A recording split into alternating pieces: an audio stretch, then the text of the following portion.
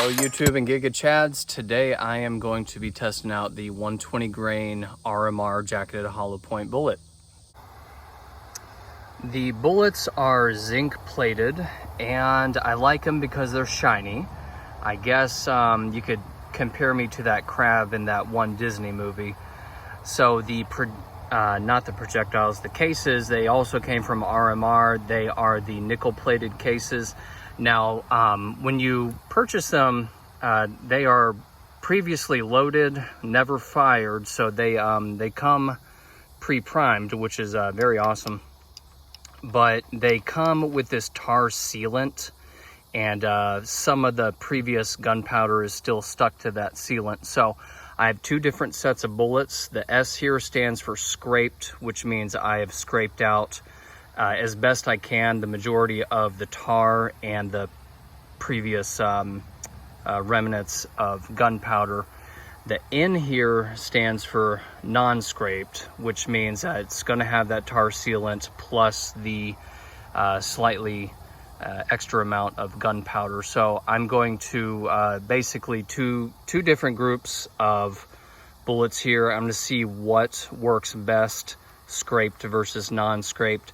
If the non-scraped works well with what I'm doing today, then I will just load in a mass quantity bullets without taking the time to scrape, which should save me a good amount of time. I love the cases. They are approximately 17 cents each, and because they come pre-primed, it's going to save me a lot of time when it comes to reloading. So I'm only going to take 4 shots today. I'm going to see what performs best. I'm going to be wearing safety goggles and also gloves. You know, I'm running these at pretty much max load for the powder that I'm using, so take a little extra safety precaution step.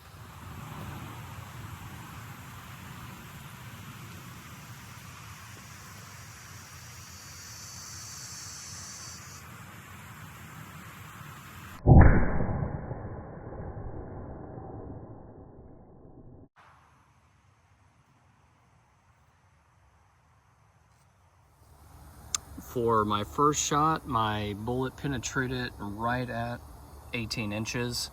I do notice that it lost a bit of its jacket at about the 10-inch mark and another little piece at the 16-inch mark. So 18's acceptable, but I do want to get the bullet landing around the 15 mark, so I think I'm going to have to spice these bullets up just a little bit more, but I'm going to test out the other ones.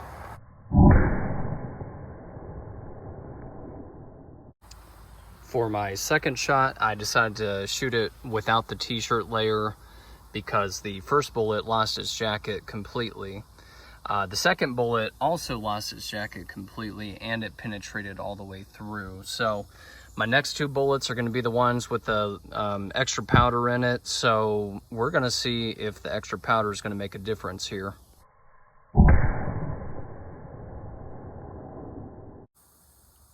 For the bullet that was not scraped and having basically max powder charge, it did have a little bit more oomph to it. You could see that the temporary wound cavity is quite extensive. What's concerning to me is I'm noticing a lot of the jacket peeling off mid-flight.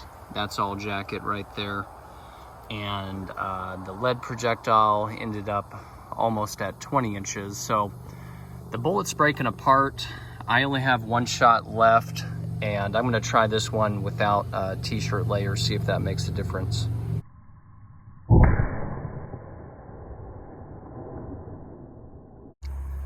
And the final bullet that I shot did penetrate to approximately the 18-inch mark, but just along the way it's lost the jacket.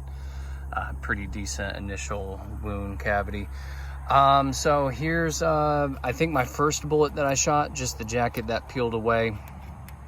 And then that's the remaining lead. For the cases, I could only find 2 out of the 4, but the cases look fine. Doesn't show any signs of overpressure, I don't believe.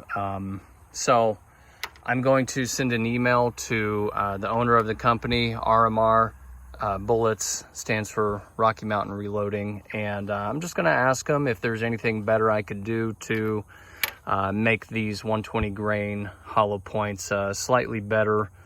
Most likely I'm just gonna have to push them a little bit harder, and I'm gonna see if he could tell me what's going on with the jacket separation. All right, thank you for watching this video. While I'm out here stinky and sweaty, I'm gonna go ahead and do a little bit of target practice. In the future, I'm going to make more of these bullets, see if I could improve on what I have already done today.